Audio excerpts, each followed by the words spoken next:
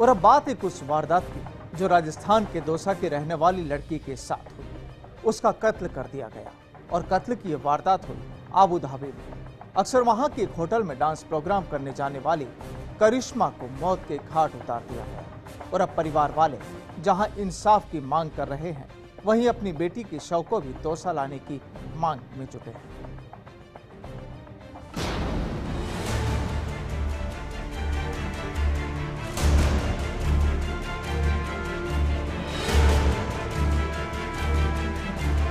दौसा जिले के कैलाई गांव की रहने वाली इस लड़की का नाम था करिश्मा। करीब 26 साल की करिश्मा अब इस दुनिया में नहीं है।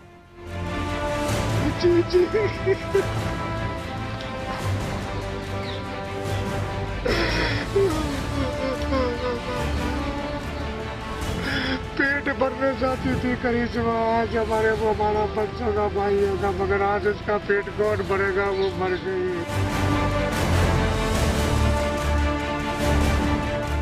आबू धाबी में इसकी हत्या कर दी गई। करीब 2 महीने पहले करिश्मा आबू धाबी की एक होटल अल दायल मायना में डांस प्रोग्राम देने गई थी। सामने आया है कि वो यहाँ अक्सर अपने प्रोग्राम के सिलसिले में जाया करती थी।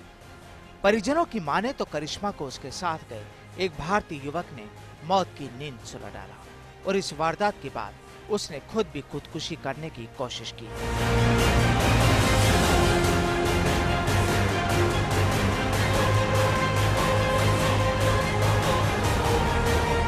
मेरी बेटी नौकरी करने के लिए जाती थी साहब, 1-2 दफा पहले भी गई थी, नौकरी करती थी, माँ बाप का पेट भरती थी, छोटे बच्चे भाई हैं, सबका पेट भरती थी। अभी उसकी शादी भी नहीं हुई थी। मेरे से बोली बाबा मैं जॉब करने जा रही हूँ।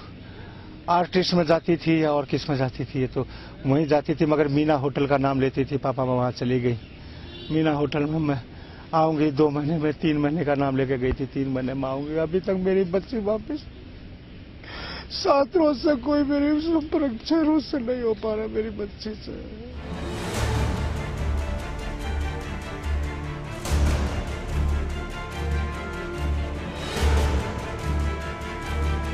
जी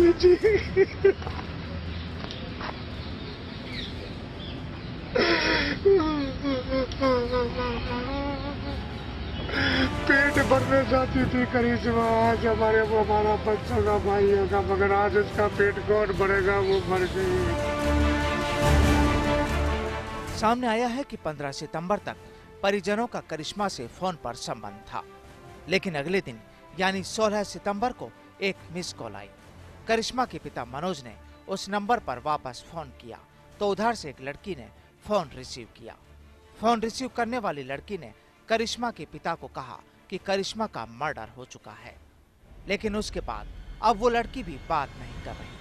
परिजनों ने कई बार करिश्मा को फोन किया पर बात नहीं हो पाई। दूतावास और जिस ग्रुप के साथ वो गई थी वहां से भी सही जानकारी नहीं मिल पा रही। ऐसे में करिश्मा के परिजन आज दौसा पुलिस उपाधीक्षक राजेंद्र त्यागी से मिले और उन्हें ज्ञापन सौंपा।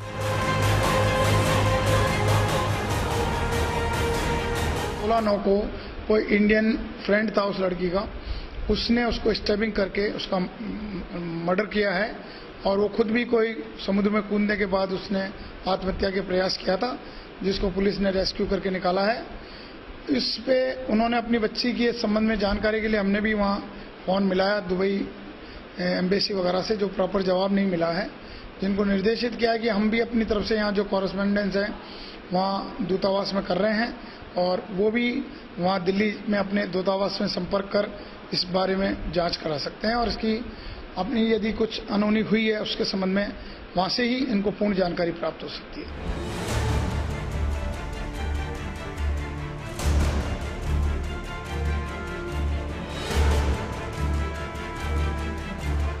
हालांकि पुलिस का कहना है कि वो अपने स्तर पर पूरी कार्रवाई कर रही है।